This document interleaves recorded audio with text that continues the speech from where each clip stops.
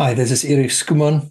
I'm a clinical psychologist and I am with Matters of the Soul or Sake van die Siel. Today, I want to talk to you about something that is really difficult and tough, but very important, and that is self-harm, especially with teenagers and young people. I know that if you're watching this, either you or someone you know might be struggling with this. And I want you to know that we care, and that's the reason why I'm making this video, and that you are really not alone.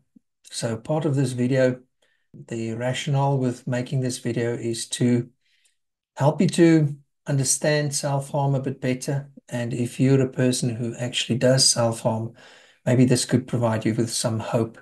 And if you have a family member or a friend who does this, maybe you can understand self-harm a little bit clearer and better and be more empowered to assist them.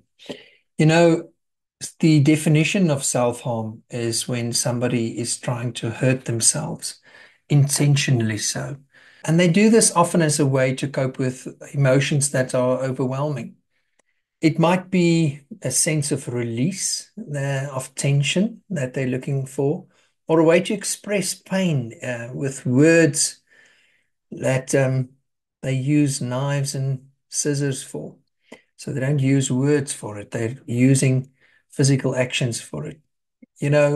When they are doing this, there's usually a huge, intense emotions involved of sadness, anger, stress, maybe just numbing. And hurting themselves might seem like the only way to either feel something or to stop feeling too much. Psychologically, self-harm is really mostly linked to deeper emotional struggles, like struggles to manage emotions, to regulate emotions, to handle distress, is what we call it. Might even be depression or anxiety, trauma, some bad things that have happened that have upset you. Sometimes it can feel like the physical pain actually distracts the emotional pain and it replaces it. Other times it may feel like you deserve to be punished and you're angry and you're actually hurting yourself. But the truth is, self-harm is a signal that something inside is really hurting and that you're using it as a way to cope with intense emotions. But what is important to understand is that self-harm doesn't really solve the problem. It is a solution to a problem, but the solution becomes a problem in the end. And it becomes a temporary escape that might even become addictive over time, where you have that impulse and compulsion to cut yourself or hurt yourself. But the feelings will eventually come back. Sometimes they might even come stronger. And while it feels like you're really taking control of the situation and the feelings, it's really the pain that's controlling you. And one wants to ask the question, is that really worth it? Because it's the consequences of harming yourself are not temporary. They are lasting, and they have not just scars on your body, but scars on your soul too. And when you look at it from a Christian perspective, it's also important to be reminded of something that is extremely important, that God has made you in His image and that He loves you and that He understands that you are going through difficult times and that you are struggling with feelings and pain and guilt and hurt and shame and anger, or whatever the battle is. Maybe you're rejected by others. Maybe you're struggling to fit in.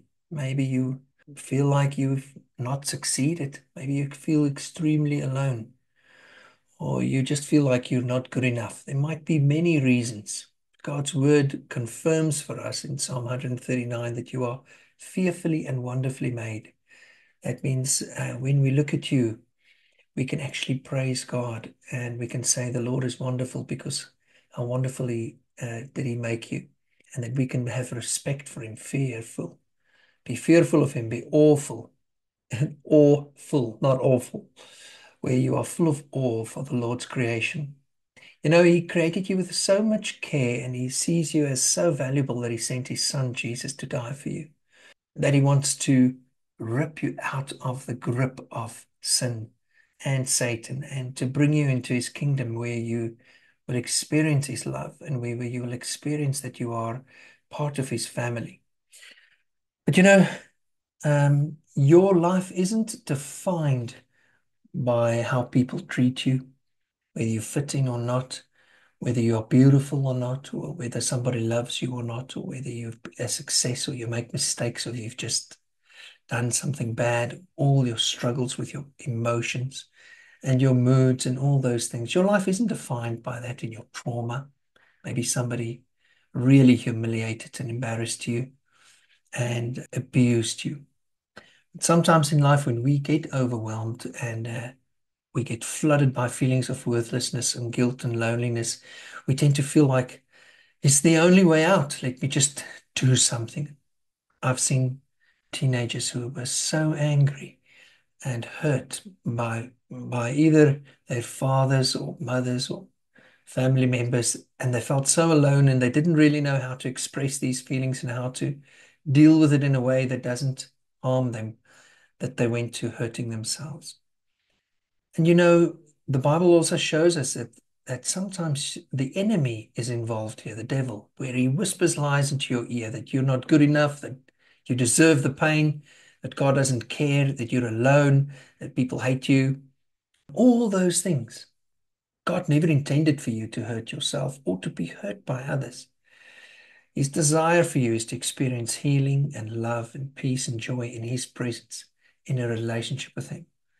He wants that deep sense of being okay and well with Him, that knowing that He loves you. When you accept Christ and you ask Him to forgive your sins, He writes your name in the Lamb's book of life. Your life becomes His, and you start to live from Him, out of Him, to Him. And then He wants to give you that life, and it becomes an abundant life. It flows over into your identity, who you are, that your life has worth, that you don't have to get all the acceptance of people in order to be accepted. God accepts you firstly. But He doesn't condemn you for hurting yourself, but He doesn't condone it. He loves you enough to want you back in His arms and to help you. Now, if you are a child of God, you're a Christian, and you are also doing this, then God is also not beating up on you. He is calling you. The enemy might tell you, don't go to the Lord. He's going to scold you and spank you. And no, God wants you to come to Him and run to His arms. He wants you to know that He wants life for you and that in abundance. It's the enemy that wants to kill, steal, and destroy. Remember John 10:10. He wants us to have a life where pain doesn't control you, but His Holy Spirit leads and guides you. There's a verse in 1 Corinthians 6, verse 19 to 20, that says your body, when you're a child of God, is the temple of the Holy Spirit, the house of the Holy Spirit. That means your body is precious, and it's not because of how it looks, whether you're in shape or you have a six pack or you're beautiful, or even how other people see your body. It is because it belongs to the Lord. He is holy. He is powerful. He is almighty. And it's because you are His. And He wants you to take care of it, not harm it. You are renting it from Him. And when you're hurting, the Lord hears your cry. In Psalm 34, verse 18, He says, the Lord is close to the brokenhearted and saves those crushed in spirit. And the righteous cry for help, and the Lord hears them and saves them out of all their distresses and troubles. He wants you to cry out to Him. Jesus Himself suffered quite a lot of rejection, hurt. He was abused by people. He was treated extremely terribly. And He suffered and experienced pain too. And He says He's a sympathetic high priest. He understands our weaknesses. And He wants you to come to Him. How do you cope and how do you get out of this cycle of self-harm if you're caught in it? Firstly, you need to reach out for help. You need to speak to somebody that you can trust, not somebody that's going to go and gossip about your story or use it against you or try and take control of your struggles. No, somebody that walks along with you. Might even be a therapist, somebody you don't know, or a pastor, or a really good friend, or a family member. If you talk to that person, you need to remember that they might actually also be shocked and hurt because they might care for you. But when you start talking to them, that's when the first step happens. You're actually letting that pain out. You're giving a voice to the pain. You're giving words to your feelings. And that's emotional awareness. That's when we start to understand, what am I feeling and why? And that's the first step to start to understand your pain. And then to share your pain, to explain it to somebody else, actually helps you to make sense of it. And then somebody else's understanding of it, given back to you, also gives you more perspective. And then they can also pray with you, ask the Lord to help you, and you can open up yourself to the Holy Spirit and ask the Lord to speak to you from His Word, the Bible. And when we are, as psychologists, when we look at this as well, we also try to help clients find healthier ways to cope with intense emotions. So we call it distress tolerance or emotional regulation, not emotional dysregulation, and distress intolerance.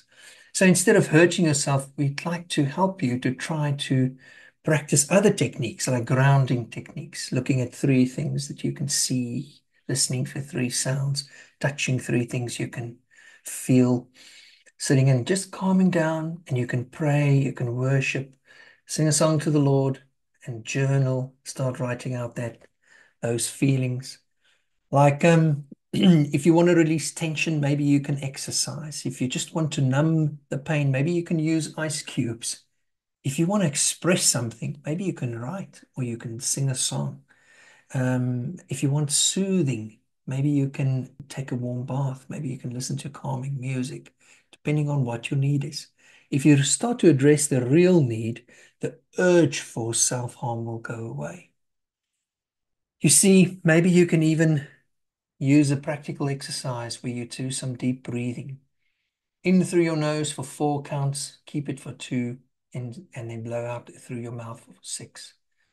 And when you feel that urge, just almost surf out the urge.